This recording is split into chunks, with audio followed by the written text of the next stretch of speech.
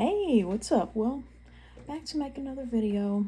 Unfortunately, it's still just a continuation of the same topic because, let's face it, at this point, I'm so freaking obsessed that, it's about the only thing that I could really feel this motivated to make a video on.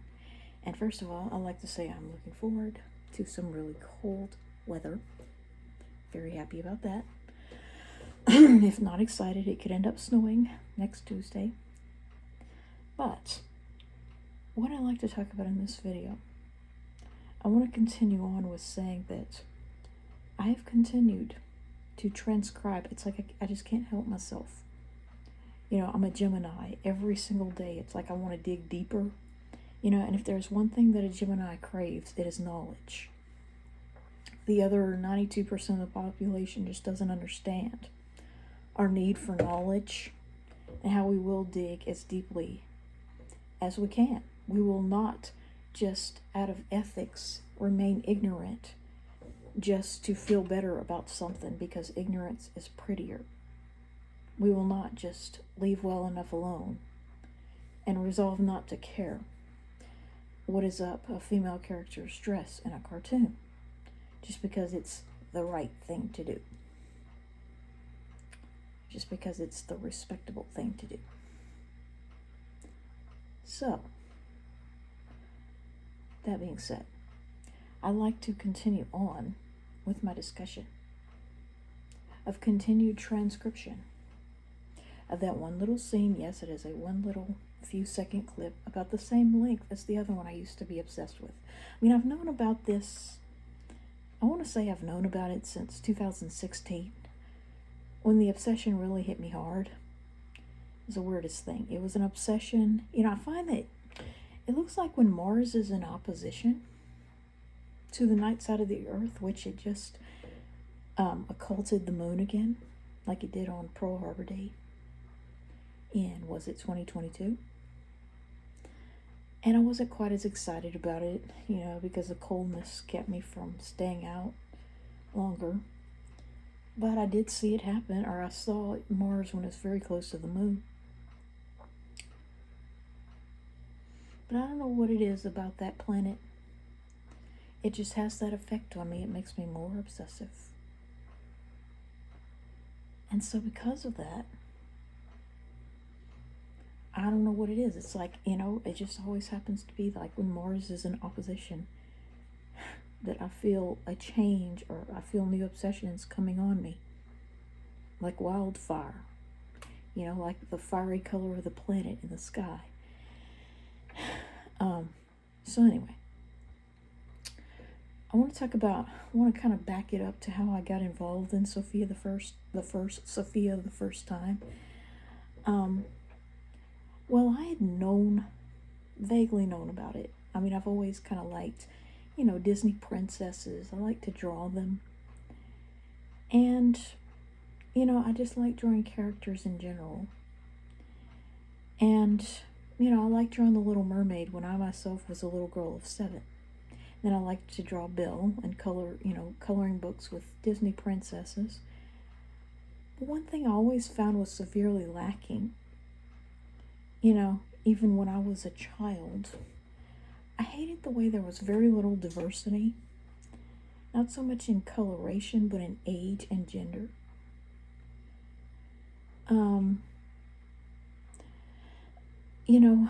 It's like they had, like, Disney princesses in various colorations. They weren't all blonde, but they were all the same. They were all depicted as being someone with the body of a Barbie doll, like a young teenage or college-age woman.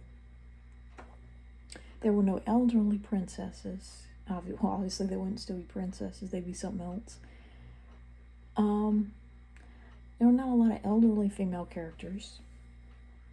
The male characters were the prince, of course, and only him. And they were even less diverse than the girls. Always dark-haired and light-eyed, usually. And then you also didn't have a lot of children. It was like childhood was pretty much left out for the most part of the Disney princess storyline. You know, it's like you didn't see a lot of children and moms with kids. You know, middle childhood was like kind of a dearth where you only had stories about boys that had nothing to do with princesses. And then those boys were usually 10 to 18. So they were really young adolescents, even if their voices were still high. So, when I heard about in 2012 this Once Upon a Princess, you know, it was supposed to be some movie introducing Princess Sofia, I thought, well, that looks interesting. I'll probably like her when she becomes more popular. And so I started to gradually, not very quickly, you know, from around Christmas 2012, and we were in the process of moving, you know, to my mom's little house. And so 2013 rolls around, and one day I end up watching an episode when it came out as a TV episode with my younger cousin who had just given me a cold in April, and I was maybe even still getting over it. And of all the episodes that it could have been, it was Cedric's Apprentice. And I really enjoyed watching it. And actually wished that I, you know, because obviously we weren't going to get TV service that had that just for me to watch that. But I started, you know, because a lot of times, I mean, I can get pretty heavily involved in something without actually watching it. I mean, I have a knack for that. Well, my dream was to somehow get involved in the series and draw the characters and perhaps even collect the dolls that I started to see in the store, which were almost exclusively girls. You know, it was just, you only had like maybe one expensive royal family playset that had the king and Prince James. But as far as any other variation, any other kinds of dolls, those were your girls individually boxed with their pets. So, didn't buy any dolls at that point, but had the idea. I actually researched the show and everything, because I have this way of liking to know who voices the character so that I can see their astrological sign floating above their head mentally. You know, mine is like the Roman numeral 2 for Gemini. And so I like to know people's sign so that if I get very interested in a character and obsessed with them, it's like I can know what I'm dealing with. I'm a Gemini, this person is a blank. And so yeah, astrology is very important. And so kind of researched it and, you know, just looked up the main characters. And Cedric was always very interesting to me because at some level I secretly identified with him and saw him as the character that I would want to be. If I could choose to be any one of the characters in their world, I saw him as the one that most closely resembled myself because he seemed to be childless. He was a male, you know, and I would never choose to be female, especially in a world where they all have to wear those frilly can dresses with a crinoline. I wouldn't choose to be female in the modern world, let alone then. But I liked his hairdo, you know, he had my coloration, near black hair and eyes, you know, with graying in the front instead of a little on the sides. And so at the time I was still 29, almost 30 years old. And so he was roughly seemed to be in my age group. Like I couldn't quite place his age. He could have been anything from, you know, like a college boy to an old man that was just small and youthful looking. You know, just some kind of an adult with no children. And he seemed very gay. And you know, so he just really, and the most important thing, which, you know, my parents would never want to hear this, but the name that I secretly wish I could be called in the Bible, it isn't Cedric, but it begins with the same letter. I wish we could have the same first initial. Only mine would be a biblical name. And I could be called the Great as well. But I can't tell you what that name is. It's in the book of Daniel.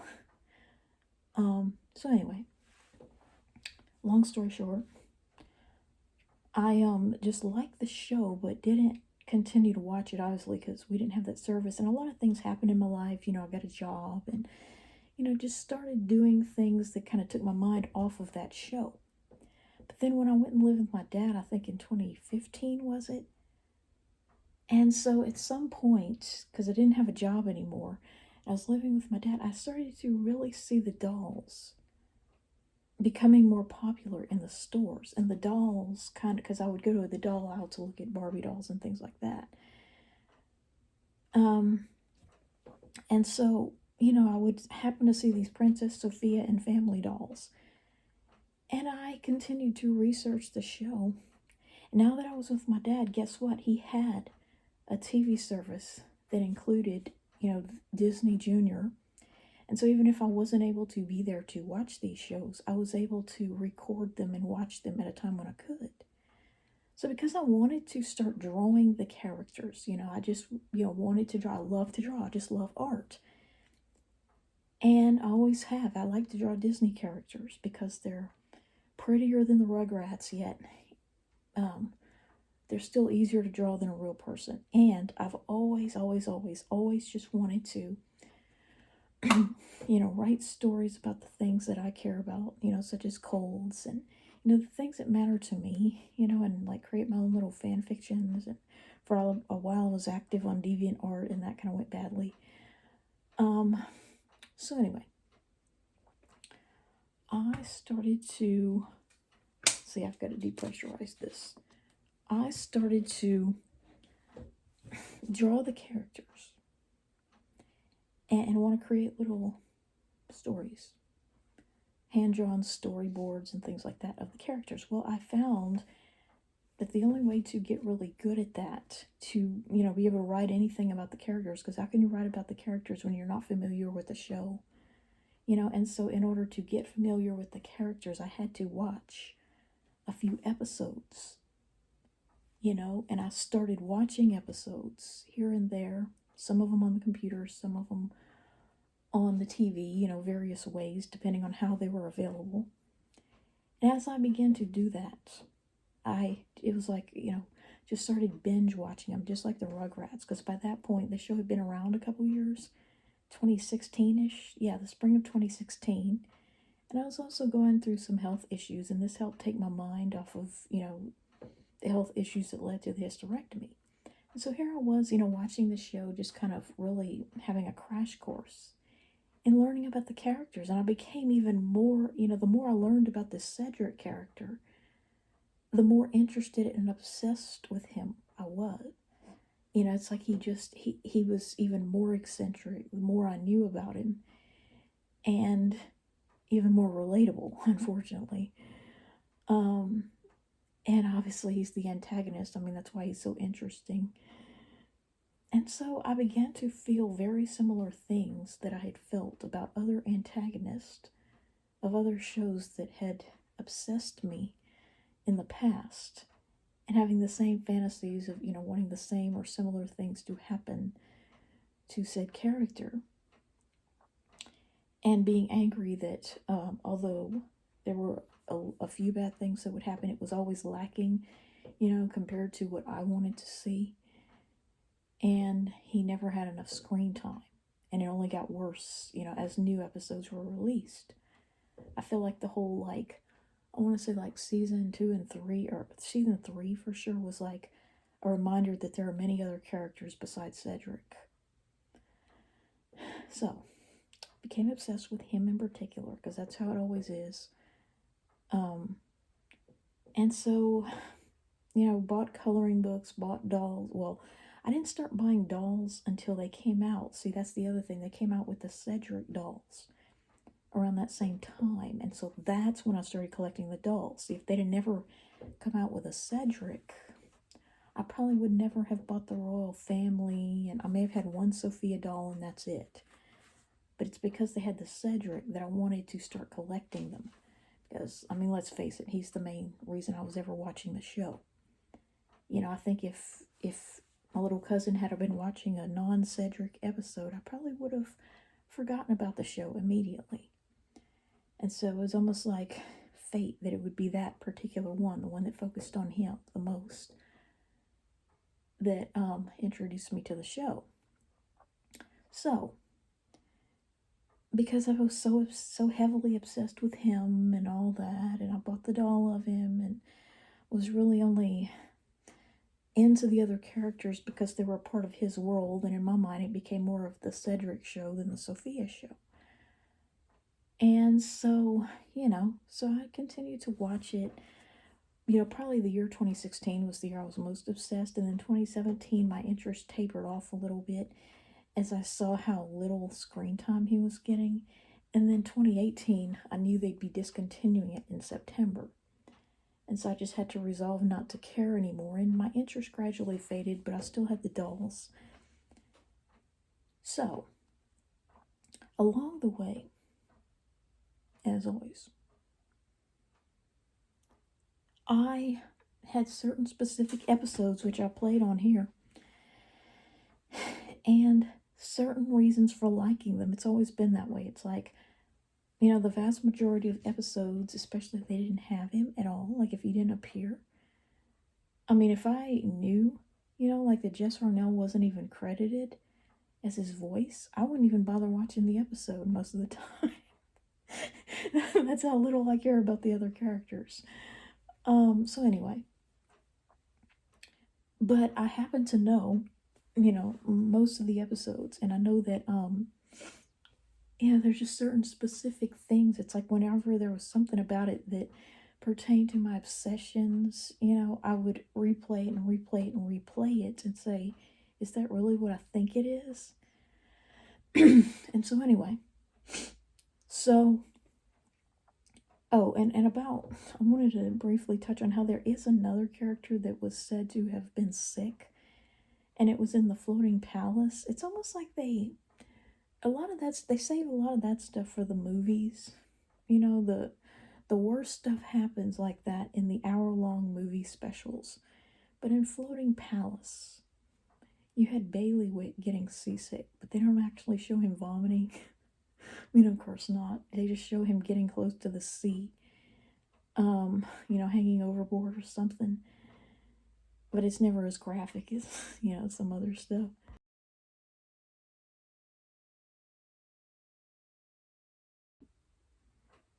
But, so, so they do have mention. I mean, obviously these characters have stomachs and GI tracts and all that. But I just quickly began to obsess on the ones that alluded to Cedric's bodily functions and fluids. That was what I was zeroed in on. Just like, Angelica with the Rugrats, just like Carl on As Told by Ginger, and just like, whoever else was my main obsession on the show. And, one thing that has just never ceased to thrill me is antagonists vomiting. Of course they're not going to show them pooping in their pants, if they're too old to wear diapers. So, that bodily function is not really going to work. And the common cold is something that, most people are too stupid to even recognize half the time. So the closest you're going to get to that with most shows is going to be just their voice actors sounding like they have one in real life. The closest to the character having a cold is usually that. So that leaves, the only one that they really, when a character gets sick, it usually means vomiting, because that's like a bodily fluid that can happen out in the open. But it doesn't require you to contract a virus or anything, or for kids to understand what that is. So, antagonist vomiting has just always been something that I've zeroed in on. From the time I was a 7-year-old girl that became obsessed with it as kids did it at school. And whether it's Angelica puking on her dad in Rugrats, or Helga puking in Hey Arnold, or Lars doing it on Rocket Power, or, let's see who else. Blake in As Told by Ginger, like Big Nate, he may not be an antagonist. just every Puke scene just kind of thrills me in some way. Every single Puke scene, and now Cedric on Sofia the First. So, even if it's discreet, I mean, it still gives me a thrill because the whole subject, even just the word and all its synonyms, thrills me. And, oh, and Debbie Thornberry is another one. I'm getting seasick. But anyway, so the thing that, and it's always got to be one of those if you blink, you miss it type things. Because it's just so amazing how they can make things so discreet, so that children, the target demographic, the target audience never notices it. Never. And they'll swear up and down that it didn't happen for the rest of their lives. But yet, it is there nonetheless. I mean, it is there. References to it, or, seeing everything but the puddle of puke to prove that they did it. It's there. It is there. And so I'll go ahead and upload. I continued with the separator to try to separate the voices. And what I found is something that it's somewhat cringe, but then at the same time, it's the weirdest thing. I felt like God was speaking to me. And it actually made me cry. Like, it made my eyes burn. And it's hard to explain this. I would never want to have to explain it to my parents. But Amber's line in particular, it made my eyes burn, because it was almost like that's exactly what God intended for me to hear at that moment. It's almost like it was speaking to me, the viewer, just as much as it was speaking to the character. And sometimes I just feel that way. I feel like God speaks to me in various ways. And so what happened was, I transcribed the audio even further. And they did it very cleverly to hide this, as I've stated before. What they did was to hide the audio of him vomiting. Well, first of all, they hid the visual as best they could by making the picture dark and flashing it on there so quickly. Well, they hid the audio evidence of it very cleverly by having 3 people talk in similar pitch voices to sound like 3 girls talking over each other. So you had 2 female voice actresses talking over each other, and you had a man, which I honestly did not believe that could be a man, because he was talking so high in his falsetto. Like, that's another thing that always amazed me about Cedric. He caters to my fantasy of living as a man with kind of a little boyish body still, but yet a big, sonorous, deep voice that surprises people. It's always been my fantasy to have a big, Barry White voice, but yet still look largely the same. And it's just, he can go really low or really high. And the really high is creepy. It sounds like a girl almost, a woman. That's why my mom calls him the gay guy on Sofia the First. But, so he can scream like a girl, just as surely as he can sing in a sonorous, deep voice. So he decided to talk like a girl. And, I swear I did not believe that was a man. I thought surely that has to be a girl or a woman who decided to voice him for that line. But, oh my God, I can't even believe it. It's like what I found when I finally was able to decipher a meaning from the audio. 3 lines. Okay, so you have Sofia screaming, "Please stop, please stop, please stop, please stop." 4 please stops. Okay, she's screaming at a horse. And by the way, that has the double meaning of it could also mean please stop to the viewer. Stop trying to decipher this. So, she's saying please stop times 4. As Amber, in a quiet voice, says something different. But, so Cedric is the main one that I wanted to hear, and that's why I have a bottle of water. So Cedric says something very, I couldn't get it. It took about 50 times playing it to finally decipher meaning what he was saying. And he says, "Mom's food." So basically, mom's food, and then he whimpers like a little girl. So, you know, the pouring noise is supposed to be like him vomiting all over the floor of the coach. But the one that made me cry as the vomiting sound was happening, so I'll try my best to emulate him and Amber, however embarrassing that is.